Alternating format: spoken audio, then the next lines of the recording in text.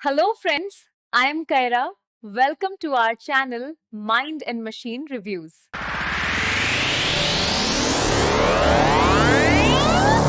नमस्कार और हमारी आज की इस गहरी चर्चा में स्वागत है। आज हम एक ऐसी फिल्म पर बात करने वाले हैं जिसने गुजराती सिनेमा में काफ़ी हलचल मचाई है। हाल ही में आई हॉरर फिल्म वश लेवल 2। हमारे पास इसकी एक बहुत डिटेल समीक्षा है, तो हम उसके हर पहलू को खंगालेंगे आज। हाँ, और ये समीक्षाएं काफी गहराई से विश्लेषण करती हैं फिल्म का। बिल्कुल। तो आज का हमारा मिशन ये समझना है कि ये जो सीक्वल है पहली फिल्म वश के बाद, ये इतना अलग क्यों है, इतना ज़रूरी क्यों है, मतलब इसकी ताकत क्या है, कहाँ थोड़ी कमी रह गई, और आखिरकार इसने दर्शकों पर और गुजराती हॉरर जॉनर पर क्या असर डाला। चलिए थोड़ा सा कॉन्टेक्स्ट सेट करते हैं। ये 2025 में रिलीज हुई थी। Gujarati supernatural psychological horror film है। हाँ। और कहानी पहली फिल्म वश के ठीक 12 साल बाद आगे बढ़ती है। 12 साल बाद।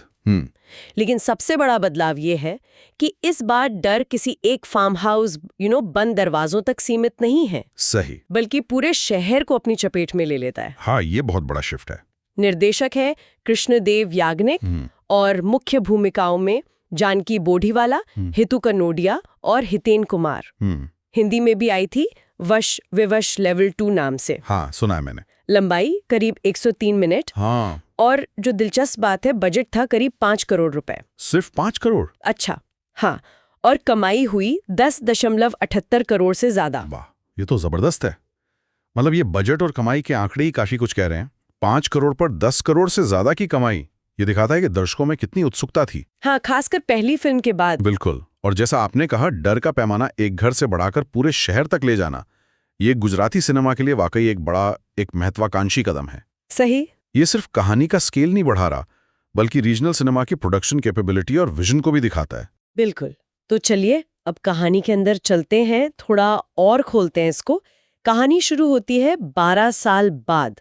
अथर्व यानी हितू कनोडिया का किरदार, वो एक सामान्य जीवन जीने की कोशिश कर रहा है, लेकिन जाहिर है अतीत पीछा नहीं छोड़ता। हाँ, हॉरर फिल्मों में अक्सर ऐसा ही होता है। उसे फिर से उस अंधेरी दुनिया में लौटना पड़ता है जब शहर की स्कूल की लड़कियां अचानक एक अजीब सुपरनैचुरल हिप्नोसिस का शिकार होने लगती हैं। ओके। और ये कोई मामूली बात नहीं है। वो हिंसक हो जाती हैं, उनकी हरकतें एकदम सिंक्रोनाइज्ड होती हैं। सिंक्रोनाइज मतलब एक साथ? हाँ, बिल्कुल। और वे पूरे शहर में एक कोऑर्डिनेटेड तरीके से अराजकता फैलाना शुरू कर देती हैं। बाप रे, ये तो काफी डरावना लगता है। मतलब ये सिर्फ रैंडम वायलेंस नहीं है, इसमें एक पैटर्न है, एक मकसद सा दिखता है, जो इसे और भी भयानक बनाता है। सही कहा। ये लड़कियां जैसे किसी की कठपुतलियां बन गई हैं, और उनका एक साथ हिंसक होना शहर के लिए एक बड़ा खतरा है। और इस सब के पीछे कौन है? जाहिर है हमारा मुख्य विलन प्रताप, हितेन कुमार का किरदार, वो वापस आ गया है। अच्छा, पहली फिल्म वाला विलन। हाँ, और समीक्षा साफ कहती है कि इस बार वो पहले से कहीं ज्यादा शक्तिशाली है, ज्यादा खतरनाक है। तो अथर्व का सामना अब सिर्फ एक इंसान से नहीं, बल्कि एक ऐसी भयानक शक्ति से है जिसने पूरे शहर को एक तरह से बंधक बना लिया है। तो पर्सनल लड़ाई अब पब्लिक हो गई है। बिल्कुल। व्यक्तिगत लड़ाई अब सार्वजनिक तबाही बन चुकी है। यहीं पर वो स्केल वाला पॉइंट आता है। ये बहुत दिलचस्प है। देखिए, पहली फिल्म की ताकत क्या थी?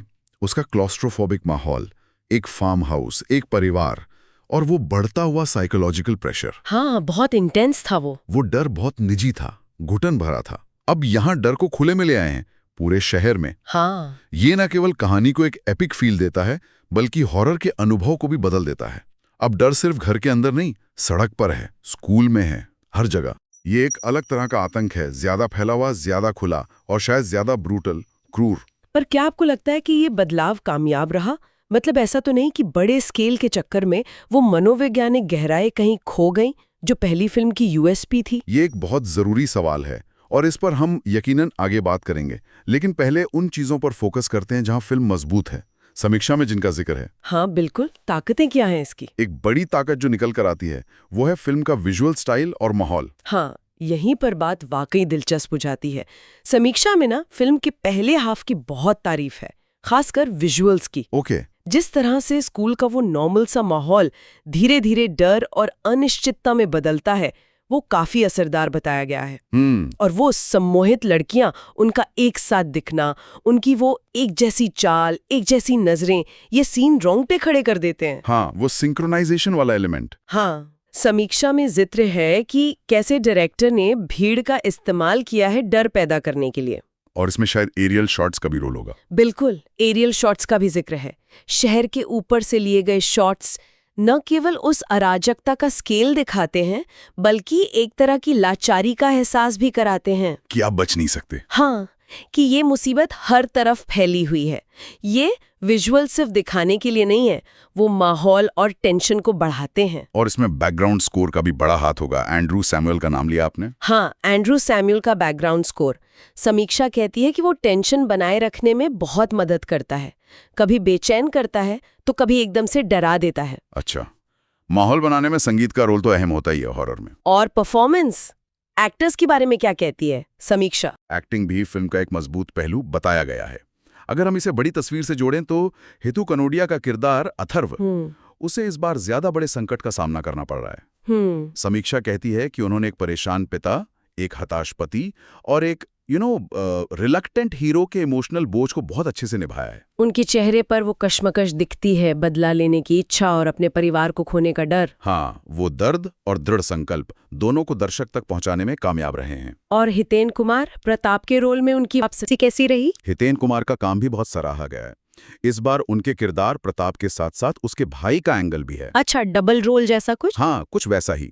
और उन्होंने दोनों ही रूपों में खतरनाक और कंट्रोल्ड एनर्जी दिखाई है। वो स्क्रीन पर ज्यादा कुछ किए बिना भी अपनी आंखों से, अपनी बॉडी लैंग्वेज से डर पैदा करते हैं। उनकी मौजूदगी ही टेंशन बढ़ा देती है। समीक्षा के अनुसार वो ऐसे विलन है जिनसे आप नजरें नहीं हटा सकते, भले ही डर लग रहा हो। और जानकी बोडीवाला, उनका किरदार आर्या तो पहली फिल्म का सेंटर पॉइंट था। इस बार उनकी भूमिका कैसी है? हाँ, ये एक इंटरेस्टिंग पॉइंट है और इस पर समीक्षा थोड़ी मिली-जुली राय रखती है। इस पर हम कमजोरियां वाले सेक्शन में बात कर सकते हैं। ठीक है। लेकिन जहां तक एक्टिंग की बात है, समीक्षा कहती है कि भले ही जानकी बोडीवाला का स्क्रीन टाइम इस बार कम है। हाँ, पहले के मुकाबले कम है, लेकिन उनकी उपस्थिति बहुत शक्तिशाली है। उनकी आंखों में वो ठहराव, वो खामोशी बहुत कुछ कहती है और दर्शक को बेचैन करती है। एक खास मार्मिक सीन का जिक्र है जहां उनकी इमोशनल इंटेंसिटी बिना किसी डायलॉग के भी गहरा असर डालती है। तो किरदार भले ही कम दिखे, लेकिन जब भी स्क्रीन पर आती हैं, अपनी छाप छोड़ती हैं। अच्छा, अब जरा तकनीकी पहलुओं पर भी बात कर लें। सिनेमेटोग्राफी, लाइटिंग, एडिटिंग, इन सब ने मिलकर कैसा असर डाला? टेक्निकल टीम की काफी तारीफ है समीक्षा में। सिनेमाटोग्राफी के लिए सुब्रत दत्ता महापात्रा को क्रेडिट दिया गया है। उन्होंने शहर के उस बड़े कैनवस और क्लोजअप्स के टेंशन दोनों को अच्छे से कैप्चर किया है। लाइटिंग का इस्तेमाल माहौल बनाने में बहुत जरूरी रहा है। कहीं गहरी छायाएं डर बढ़ाती हैं तो कहीं अचानक तेज रोशनी चौंका देती है। हाँ, हॉरर में लाइटिंग तो की होती है। बिल्कुल। और एडिटिंग खासकर पहले भाग में काफी टाइट बताई गई है। सीन तेजी से कटते हैं, टेंशन गिरने नहीं देते और दर्शक को बांधे रखते हैं। तो मतलब कुल मिलाकर टेक्निकल डिपार्टमेंट ने फिल्म के हॉरर एक्सपीरियंस को सपोर्ट किया है। हाँ, बहुत महत्वपूर्ण योगदान दिया है। तो ऐसा लगता है कि फिल्म कई मोर्चों पर सफल रही है। विजुअल्स, माहौल, अभिनय, संगीत, तकनीकी काम, ये सब मिलकर क्या तस्वीर बनाते हैं? क्या ये वाकई गुजराती हॉरर की महत्वाकांक्षाओं को पूरा करती है? निश्चित रूप से। ये फिल्म गुजराती हॉरर सिनेमा की बढ़ती महत्वाकांक्षाओं का एक प्रतीक है। जैसा हमने पहले कहा, ये उस छोटे स्केल क्लॉस्ट्रोफोबिक डर से आगे बढ़कर एक बड़े, ज्यादा विजुअली शानदार और शायद ज्यादा क्रूर हॉरर अनुभव की तरफ एक बोल्ड स्टेप है। ये दिखाता है कि रीजनल सिनेमा अब बड़े बजट की हिंदी फिल्मों जैसा प्रोडक्शन वैल्यू और स्केल अचीव करने की कोशिश कर रहा है, खासकर हॉरर जैसे जॉनर में। और दर्शकों ने इसे कैसे लिया? सोशल मीडिया वगैरह पे क्या रिएक्शन था? सोशल मीडिया, खासकर ट्विटर यानी एक्स पर शुरुआती रिएक्शंस काफी पॉजिटिव थे। अच्छा। हाँ, दर्शकों ने इसके बड़े स्केल, डराने वाले सीन्स और कहानी के बांधे रखने की क्षमता की तारीफ की। कई लोगों ने इसे पहली फिल्म से अलग लेकिन अपने आप में एक स्ट्रॉन्ग हॉरर एक्सपीरियंस बताया। इसे अच्छी तरह से तैयार, रोमांचक और साहसी जैसे शब्द मिले। लोगों ने खास तौर पर उन सीन्स की तारीफ की जहां वो सम्मोहित लड़कियां शहर में आतंक फैलाती हैं। हाँ, वो विजुअली काफी स्ट्राइकिंग रहे होंगे और कमाई के आंकड़े भी तो यही बता रहे हैं कि दर्शकों ने इसे पसंद किया। हाँ, वो तो है, लेकिन क्या सब कुछ इतना ही अच्छा था? हर समीक्षा में कुछ ना कुछ तो नुक्ताचीनी होती है। कमजोरियों के बारे में क्या कहा गया है? हाँ, और यहीं पर चीजें थोड़ी सी कॉम्प्लिकेटेड हो जाती हैं। समीक्षाएं जहां पहले भाग की इतनी प्रशंसा करती हैं, हाँ, वहीं दूसरे भाग को लेकर कुछ आपत्तियां भी जताती हैं।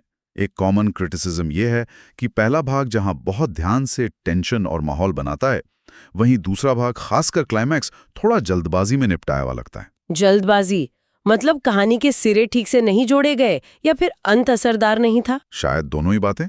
समीक्षा के अनुसार कहानी को समेटने में थोड़ी तेजी दिखाई गई। कुछ घटनाक्रम या किरदार के आर्क उतने डेवलप नहीं लगते जितने होने चाहिए थे। ओके। और क्लाइमैक्स जहां टेंशन पीक पर होना चाहिए था, वहां कुछ दर्शकों और समीक्षकों को लगा कि वो थोड़ा प्रिडिक्टेबल या कमजोर रह गया। जो मनोवैज्ञानिक जटिलता पहले भाग में या पहली फिल्म में थी, वो अंत आते आते शायद थोड़ी डाइल्यूट हो गई। इससे वो जरूरी सवाल फिर उठता है, क्या बड़े स्केल और विजुअल इफेक्ट्स पर फोकस करने के चक्कर में कहानी की गहराई या वो साइकोलॉजिकल टेंशन से समझौता हो गया? पहली फिल्म को तो उसकी इसी पकड़ के लिए सराहा गया था। बिल्कुल, और ये एक बड़ा डिबेटेबल पॉइंट है। कुछ समीक्षाएं मानती हैं कि विजुअल तमाशे को प्राथमिकता देने की वजह से वो सटल साइकोलॉजिकल लेयर्स कमजोर पड़ गईं जो वश की जान थी। कहानी में कुछ जाने पहचाने हॉरर ट्रोप्स यानी वो घिसे पिटे फॉर्मूले, उनका इस्तेमाल भी महसूस किया गया है जो कहानी को थोड़ा प्रिडिक्टेबल बना सकते हैं। ओके। और अंत थोड़ा अधूरा सा या अचानक खत्म होता हुआ लग सकता है, जो शायद दर्शक को पूरी तरह संतुष्ट ना करे। और वो जानकी बॉडी वाला के किरदार के कम इस्तेमाल वाली बात, आपने पहले जिक्र किया था इसका। हाँ, ये भी एक क्रिटिसिज्म का पॉइंट है। जैसा कि हमने कहा, उनकी एक्टिंग प्रभावशाली है, लेकिन समीक्षा मानती हैं कि आर्या जैसे कॉम्प्लेक्स और सेंट्रल किरदार को इस सीक्वल में और ज्यादा स्क्रीन टाइम और गहराई दी जा सकती थी। पहली फिल्म में तो वो कहानी की धुरी थी। बिल्कुल, यहाँ उनकी भूमिका थोड़ी सपोर्टिंग ज्यादा लगती है। कुछ लोगों को लगा कि उनके किरदार की जो पोटेंशियल थी, उसका पूरा इस्तेमाल नहीं हुआ, एक मिस्ड अपॉर्चुनिटी जैसा। तो ऐसा लगता है कि भव्यता और मनोवैज्ञानिक गहराई के बीच एक संतुलन साधना था, जो एक चुनौती थी, और शायद फिल्म इस बैलेंस को पूरी तरह हासिल नहीं कर पाई। संभवतः यही बात है। बड़े स्केल पर हॉरर रचने की महत्वाकांक्षा अच्छी है, सराहनीय है, लेकिन अक्सर इस प्रोसेस में वो इंटीमेसी, वो साइकोलॉजिकल बारीकियां खो जाती हैं जो छोटे स्केल की फिल्मों में मुमकिन होती हैं। वश लेवल 2 शायद इसी कश्मकश का एक उदाहरण है। ग्रैंड दिखने की चाहत और कहानी की इमोशनल डेप्थ को एक साथ साधने की कोशिश। अलग अलग पब्लिकेशंस ने इसे कैसी रेटिंग दी? क्या कोई आम सहमति जैसी थी? रेटिंग्स थोड़ी मिलीजुली रहीं, जो अक्सर ऐसी फिल्मों के साथ होता है जो महत्वाकांक्षी तो होती हैं पर शायद थोड़ी अनइवन भी। इंडिया टुडे ने इसे 5 में से 3 स्टार दिए और कहा कि ये रॉ, केओटिक और बेचैन करने वाली है। रॉ और केओटिक? हाँ, जो इसकी इंटेंसिटी और शायद थोड़े बिखराव दोनों की ओर इशारा करता है। Rediff.com की समीक्षा ओवरऑल पॉजिटिव थी, लेकिन उन्होंने भी दूसरे भाग की कमजोरी और क्लाइमैक्स पर सवाल उठाए। अच्छा। वहीं ऑब्जर्वर BD जैसे कुछ पब्लिकेशंस ने फिल्म के स्केल और रीजनल हॉरर को आगे ले जाने की उसकी महत्वाकांक्षा पर ज्यादा जोर दिया, भले ही कहानी में कुछ कमियां हों। तो इन सब का निचोड़ क्या है अगर हम पूरी तस्वीर देखें? पूरी तस्वीर ये है कि वश लेवल 2 एक बेहद महत्वाकांक्षी सीक्वल है, इसमें कोई शक नहीं। ये विजुअली बहुत प्रभावशाली है, इसमें दमदार अभिनय है और ये तकनीकी रूप से मजबूत है। लेकिन सिक्के का दूसरा पहलू ये है कि ये शायद पहली फिल्म की उस गहरी इमोशनल डेप्थ या लगातार बने रहने वाले साइकोलॉजिकल टेंशन तक नहीं पहुंच पाती, जिसने उसे क्लासिक का दर्जा दिलाया था। हाँ, वो बात तो है। दूसरे भाग की गति, कुछ कहानी कहने के परिचित अंदाज और क्लाइमैक्स का थोड़ा कमजोर रह जाना, ये वो पहलू हैं जहां फिल्म थोड़ी सी लड़खड़ाती है। ये इंटीमेसी और स्पेक्टिकल के बीच संतुलन बनाने का एक साहसिक प्रयास है, पर यह संतुलन हर जगह पूरी तरह से सधा हुआ नहीं लगता। तो संक्षेप में हमने देखा कि वश लेवल 2 अपने बड़े कैनवास, शानदार दृश्यों, दमदार अभिनय और तकनीकी कुशलता के लिए सराही गई है। हाँ, ये दर्शकों को डराने और बांधे रखने में कामयाब होती है, खासकर पहले भाग में। बिल्कुल, लेकिन साथ ही दूसरे भाग की गति, कहानी के कुछ अनुमानित मोड़, क्लाइमैक्स की तीव्रता में कमी और पहली फिल्म वाली मनोवैज्ञानिक गहराई की कमी, ये इसकी कुछ प्रमुख कमजोरियां हैं। सही। फिर भी ये गुजराती सिनेमा के लिए एक अहम और नोटेबल कदम है।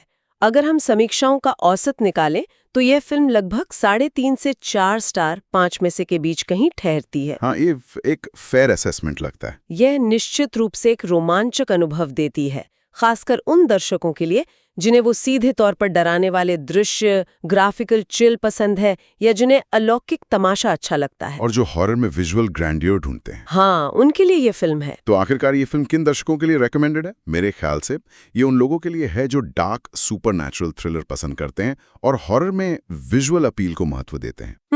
उन दर्शकों के लिए भी जो रीजनल इंडियन हॉरर, खासकर गुजराती सिनेमा में जो नए एक्सपेरिमेंट्स हो रहे हैं, उनमें रुचि रखते हैं। हाँ, और हाँ, अगर साइकोलॉजिकल मैनिपुलेशन और सिनेमाई भव्यता का मिक्सचर आपको अपील करता है तो ये फिल्म देखी जा सकती है। बस पहली फिल्म वाली उम्मीदें थोड़ी सी एडजस्ट करनी पड़ सकती हैं। बिल्कुल सही कहा। और अब अंत में एक सवाल श्रोताओं के लिए सोचने को छोड़ते हैं। इस फिल्म का सफर, जो कि एक इंटीमेट साइकोलॉजिकल हॉरर से हटकर एक बड़े विजुअल तमाशे की ओर गया है, उसे देखते हुए क्या ये आज हॉरर जॉनरा के लिए दर्शकों की बदलती पसंद का संकेत है?